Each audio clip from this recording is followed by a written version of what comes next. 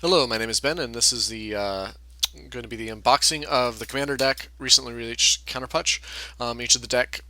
Each of these decks comes with 15 specifically printed cards geared towards multiplayer and the format of Commander EDH, 100 card singleton deck, and so they also come with these three oil oversized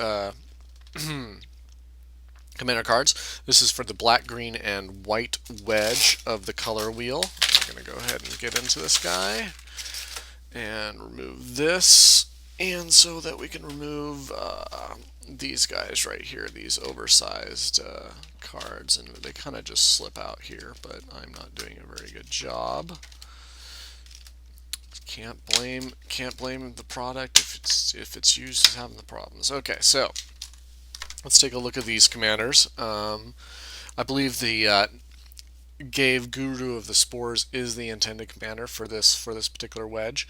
He's a legendary fungus shaman. Yes.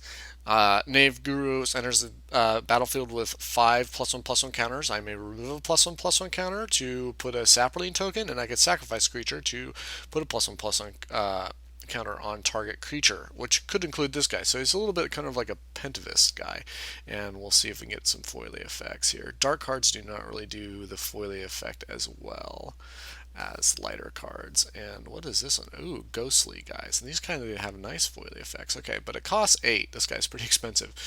He costs 1 less, okay, for each creature card in your graveyard. So he could cost 3, and he's a 3/4. During each of your turns, you may cast 1 creature card from your graveyard. Interesting. So he's interesting in the sense that, oh yeah, that is kind of cool. Okay, bring creatures back from the graveyard. Each of the cards have, ooh, nice foilies. Have one of the reprinted dragons that basically read whenever you do combat damage to a player, you may pay 3, and they're flying 6/6s, all of them.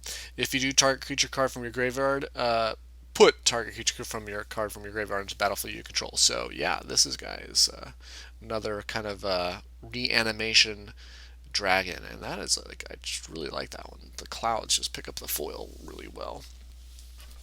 Okay. So they all kind of come with boxes, and we'll go ahead and and they also, each box contains basically what is the 100 card singleton deck, and you do get the regular sized commander cards, so if you want to switch, you're not like out, and if you want to like, use them in other decks, you can. So each of the insets basically come with an insight about basically how to play Magic, and also a little bit about the deck and such, deck list and things like that. So I'm sure for any of those who brought up pre-constructed decks or a Magic product, you're probably pretty familiar with what the insets are like. And if anybody from Wizards of the Coast is watching this, I could probably say you could diversify a little bit from your insets, because yeah, I'd say like every other is probably good enough. And so we're going to go switch our camera view angle so we can actually look at these cards like better perspective. So we already sort of looked at this guy, one of the intended commanders. We have a Graft. Interesting. I wonder if this one's going to focus on Graft. And this creature with +1/+1 counter can gain reach. So this is a flying defense. Another flying defense, Death Touch. The famous Sack Elder, where you sacrifice it and go get a land. I think these guys were obviously strictly better before they introduced the took away damage on the stack, because you could do damage and then sack it. But Scavenging Ooze. Exile target card from a graveyard. If it's a creature card, put a +1/+1 counter on Scavenging Ooze and you gain a life. That's kind of cool. I wonder if he's a reprint, or I don't think I've seen that guy before. I wonder if he's specially for the commander. Destroy target enchantment. Creature removal on a stick, enchantment removal on a stick rather. Tap and put a sapling into play. Okay, from the Ravnica block. Here we have another one from the Ravnica block. I believe this is Guild Pack. Sacrifice a creature, return target creature from graveyard to your hand. Okay, so trades +1/+1 counter on target creature. So interesting. Another possibly craft enabler. Put saplings into play. Okay, so I guess the idea here would be put a sapling into play and then sacrifice it to get a better creature back, and that would also work with the Silencia Evangel. And creatures you control get +1/+1, so it could create a one-stop thing. We have an Antuka Husk, sacrifice a lot of creatures, and gate this guy big. Nantuko Husk is many people are familiar with Nantuko Husk. Enters the battlefield with +2 counters. Remove a +1/+1. Target searches basic land. What are you doing, camera?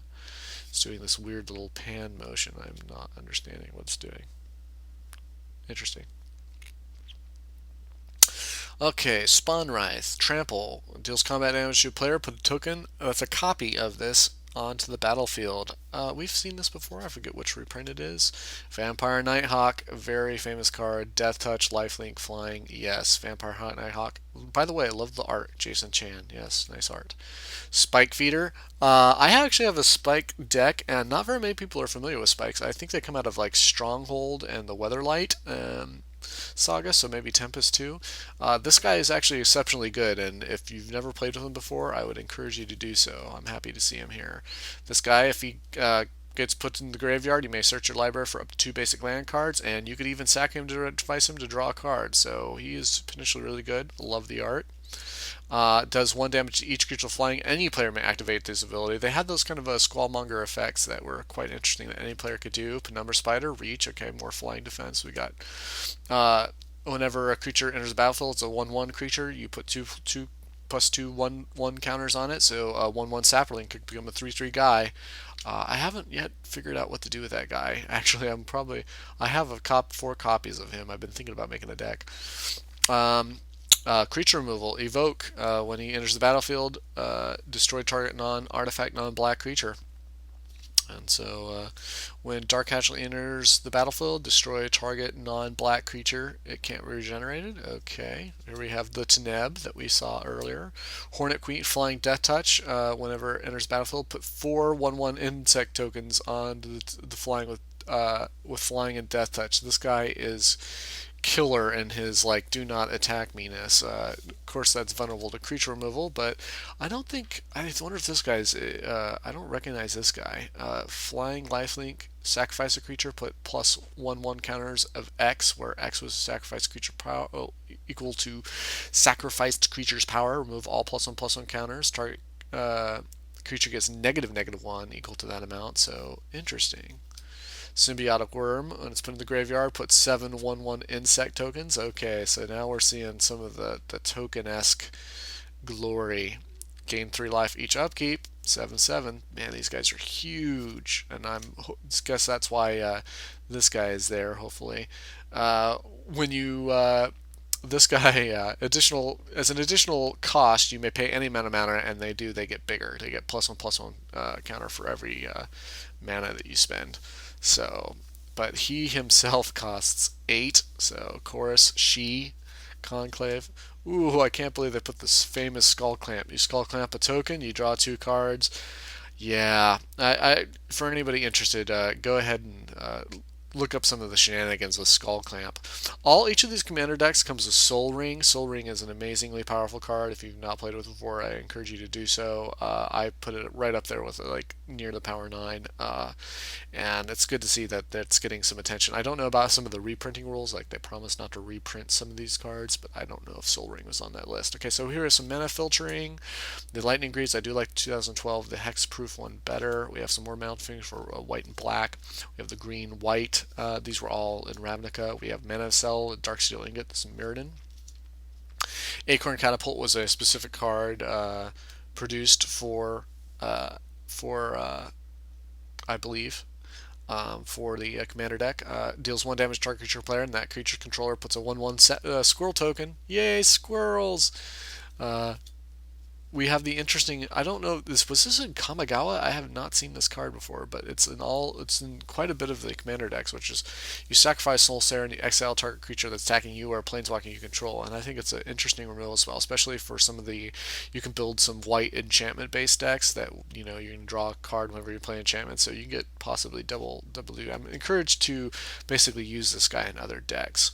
Fist the Ironward gives target creature trample, and you get 2 1/1 sapling tokens, so more tokeny goodness. More tokeny goodness with Necrogenesis. Remove a creature card from a graveyard, so it could be an opponent's graveyard.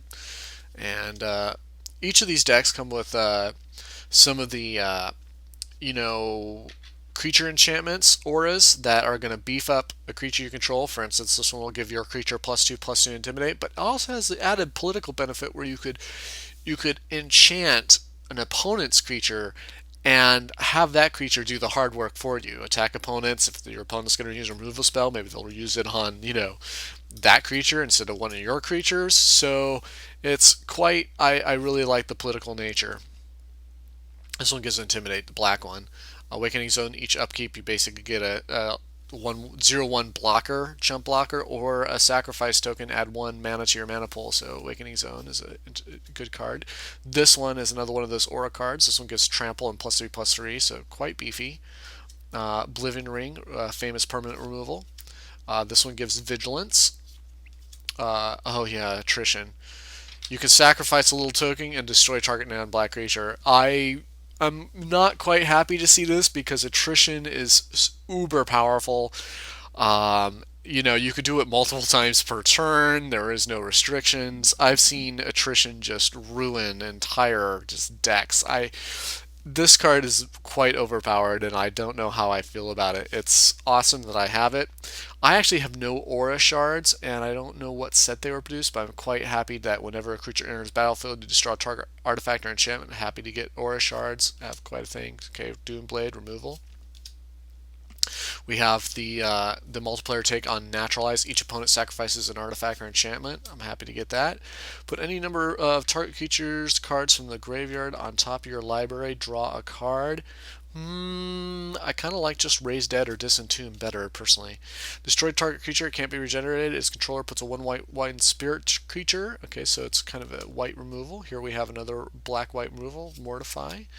If a white creature is attacking you, you may pay 2. It's a trap. Exile target attacking creature and put a copy of it onto the battlefield and exile it at the next upkeep. Don't know how I feel. I haven't really played with a lot of the traps. This one's put 4 1/1 green snake tokens if a non-creature creature permanent you control is destroyed. Then you only have to pay 1 for that. One of the really cool things that they did that were multiplayer oriented is that they had join forces. And so join forces basically says we're all going to pull our mana together. Starting with you, each player may put any mana, and every player that puts X tokens into where X was the total amount of paid. So I guess each player puts. So this actually even benefits people who decide to not pay. Interesting.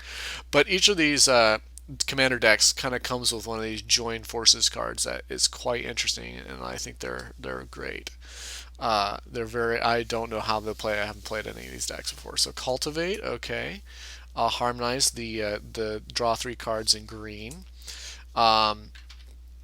This, I believe, is specifically printed for the commander decks. Each other player sacrifices a creature, and you put that many zombie tokens onto the battlefield. So 3 players have to sacrifice a creature, you get 3 zombie tokens. That's quite a bang for your buck.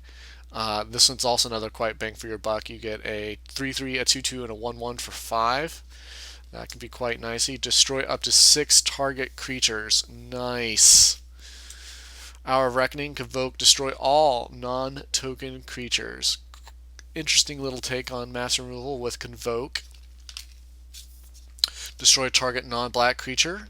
Put X 1/1 sapling tokens. So this would be the different take on the whole mutagenesis or whatever, the blue-green one, which was bounce and put that many X 1/1 creatures. Okay, we have put X 1/1 white Pegasus tokens flying, where X is your life total. Wow.